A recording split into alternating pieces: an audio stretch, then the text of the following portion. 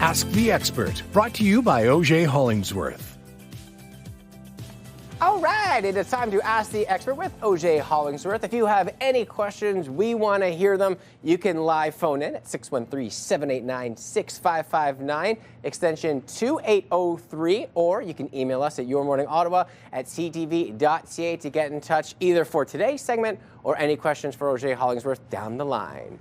And it is time to Ask the Expert with Auger Hollingsworth. Joining me now is Brenda Hollingsworth, who is here to answer your questions about personal injury law. And today, we're talking about slips and falls during the winter months. Good morning to you. Good morning. And it's perfect timing because temperatures have fallen, I feel like on a dime. Yeah, it's really cold. And now, yeah, it's really cold and we're starting to see that. So let's go over from the basis. If you have a slip and fall accident at this time of year, what's the first thing that you should do? Yeah, so obviously your medical condition comes first, and that's always sort of to be understood. If you can't do these things because you are too injured, don't worry about it. You still may have a case.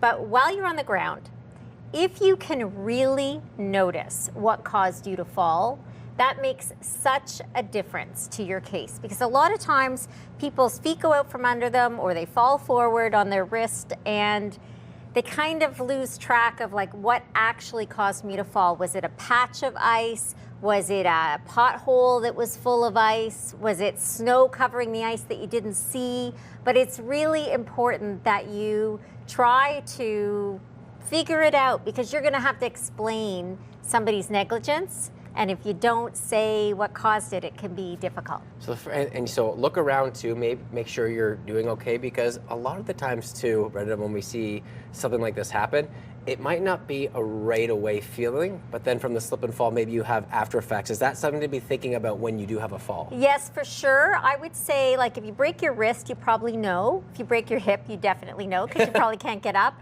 But a lot of times people walk away with broken ankles.